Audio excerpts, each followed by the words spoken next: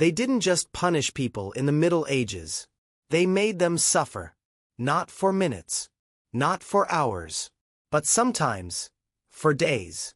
Punishments weren't about justice. They were about fear. About sending a message so horrifying that no one would dare step out of line again. Crowds gathered. Not to help, but to watch. To witness pain stretched beyond human limits. Some begged for death, and never got it. Because in medieval times, dying was often the mercy. Living through the punishment was the real sentence. In medieval society, punishment was never private. It was a performance. Town squares became stages where justice unfolded in front of crowds. Men, women, even children watching in silence, curiosity, or fear. The goal was not only to punish the guilty but to send a clear message to everyone else. Obedience was survival. Authorities believed that fear kept order. And nothing created fear more effectively than public suffering. When someone was accused of a crime, whether theft, betrayal, or even speaking against power, the punishment was designed to be unforgettable. Not just for the victim, but for every witness. Execution was not always the worst outcome. In many cases, it was the quickest escape. What people truly feared were the punishments that prolonged agony, those that turned minutes into hours, and hours into what felt like eternity. Devices and methods were crafted with chilling precision. They didn't aim for immediate death. Instead, they targeted endurance, testing how much pain a human body and mind could withstand before breaking. And the crowd watched. Some out of fear, others out of fascination. Because in a world with little entertainment, these brutal displays became events people gathered for. But beneath the spectacle was something darker. A system built not just on law, but on control. A system where pain replaced fairness, and suffering became a tool of authority. For those condemned, the square was not just a place of punishment. Medieval punishments were not random. They were engineered. Behind stone walls and iron doors, craftsmen created devices designed for one purpose: to stretch human suffering to its absolute limit. These were not weapons of war. They were instruments of control. And each one had a terrifying reputation. Some punished the body slowly. Victims were restrained in unnatural positions, forcing muscles to strain for hours, sometimes days. The pain didn't come all at once. It built gradually, turning discomfort into agony. Every second felt heavier than the last. Others relied on exposure. Prisoners were left in public, locked in devices that restricted movement completely. They couldn't sit, couldn't lie down, couldn't escape the staring eyes of the crowd. Hunger, thirst, and exhaustion became part of the punishment. And humiliation was just as powerful as pain. Then there were punishments designed to break the mind. Isolation, darkness, and uncertainty could push a person to the edge. Not knowing when it would end, or if it would end at all, was often worse than the suffering itself. The genius of these punishments was their timing. They didn't kill quickly.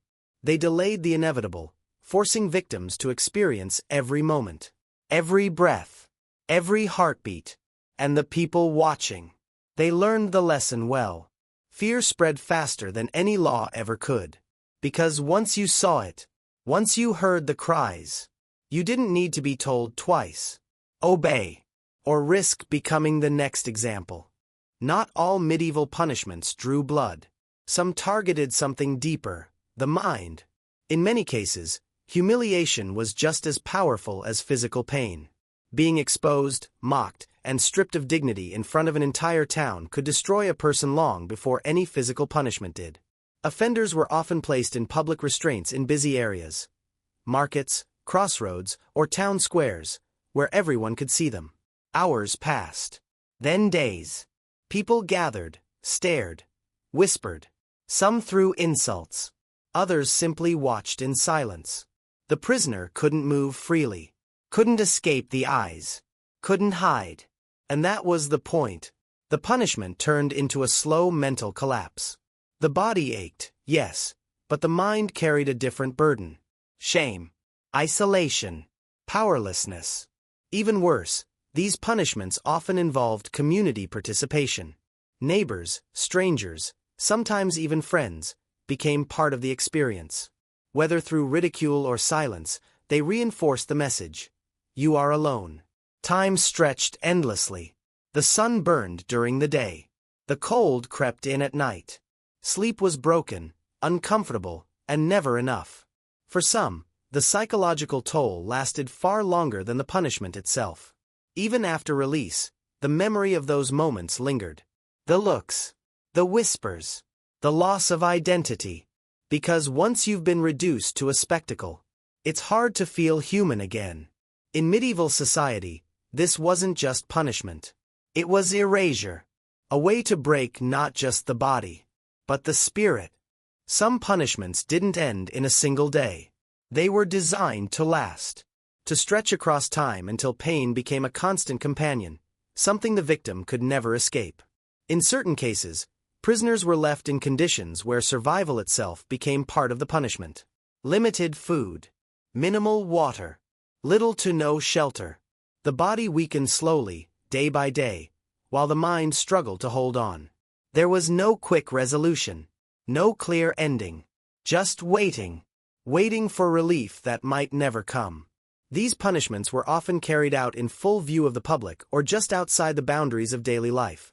Visible enough to serve as a warning, but distant enough for people to pretend they weren't witnessing it. Time was the real weapon. The longer it lasted, the more the person changed. Strength faded. Movements slowed. Hope began to disappear. And that was the intention.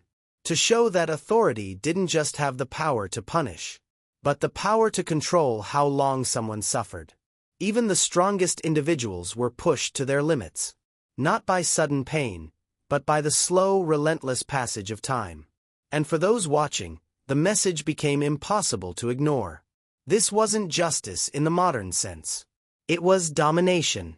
A system built to remind people that once you fell into it, there was no easy way out.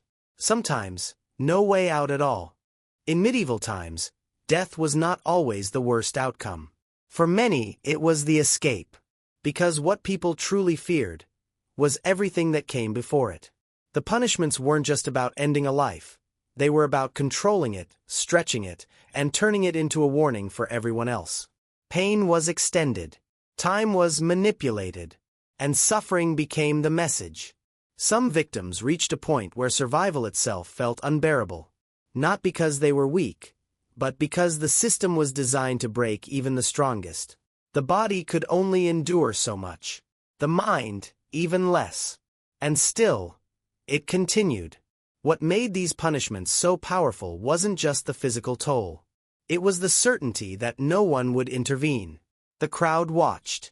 Authority enforced. And the victim stood alone. In that moment, death wasn't feared. It was hoped for. A release from the endless cycle of pain, exposure, and helplessness. A final silence after days, or longer, of suffering. But even after it ended, the impact remained. Witnesses carried those images with them. The sounds, the sights, the memory of what happens when someone steps out of line. That was the true purpose. Not justice. Not fairness. Fear.